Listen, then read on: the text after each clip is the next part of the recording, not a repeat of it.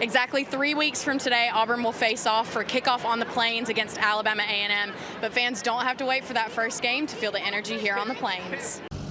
Late last night and early this morning, polls officially reported that Donald Trump has won the presidency.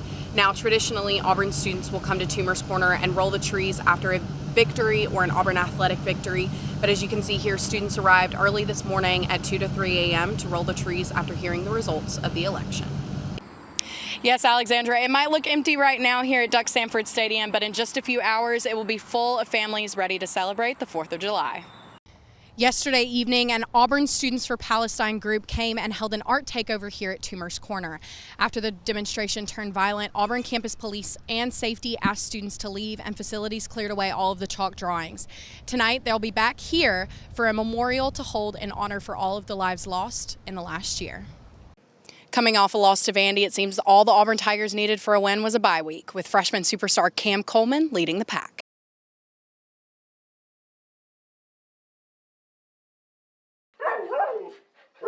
Adoption events and fostering opportunities like this one are a common solution to the problem, but Care Humane is thinking outside of the box through youth in the community.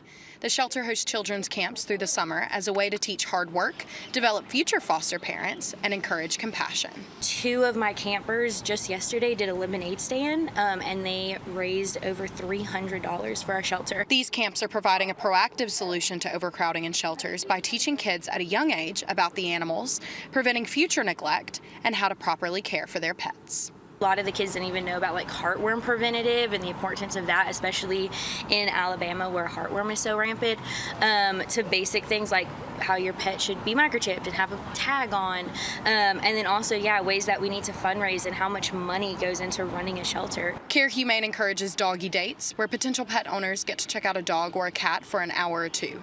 They also allow college students to foster pets a week at a time to make sure they're a good match. And perhaps the most enticing activity, puppy and kitten yoga. All ways to encourage lasting adoptions that will hopefully support the shelter's no-kill pledge. Anytime we're out, I think in the community, it always just gives exposure. It shows that we have some amazing pets that are adoptable. And the shelter says the best way to support is through donations and volunteering. Sydney Babb, WTVM News Leader 9.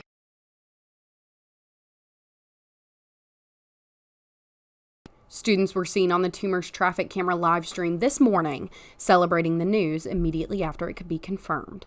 Social media posts over the last 12 hours show students rolling the trees and celebrating with flags and banners. Some students enjoyed the celebration or joined in themselves. We wanted to be able to say we were part of it because I just feel like this is going to be historic and everyone's going to look back at it and it's so exciting. So we wanted to come and roll it this morning at 8 a.m. I'm happy that they're expressing their excitement for whoever they voted for.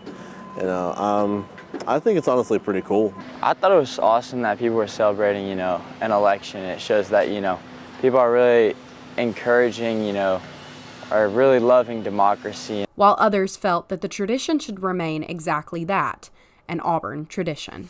I kind of feel like it's a little disrespectful just to Auburn, just because everyone has different political beliefs. That is not what Toomer's is for. I guess celebration, but it's just not what it's for. I thought it was ridiculous. I mean, the last time we rolled it, there's an entire tradition where we only do it for our football team, and the last time we rolled it for something that was for, I think, the Braves, and we saw how that negatively affected us, and people were outraged by that. In general, it seems there are mixed opinions from students regarding the initial results, especially considering most believed it would be multiple days before the country had a solid answer. From the beginning, I felt like Trump was going to win, and I'm happy with how it turned out. It doesn't feel right. I think there's a definite feeling on campus right now of just sadness and just feeling scared. I'm happy. I think the economy will be better. I'm hoping for the parties to come a little bit together now. I hope that there's a little bit of a reset. It was just a lot of shock. I did cry. I had to explain to my boyfriend why I was crying. And we will have more details on students' reactions to come. Sydney Babb, Eagle Eye TV, Auburn's news leader.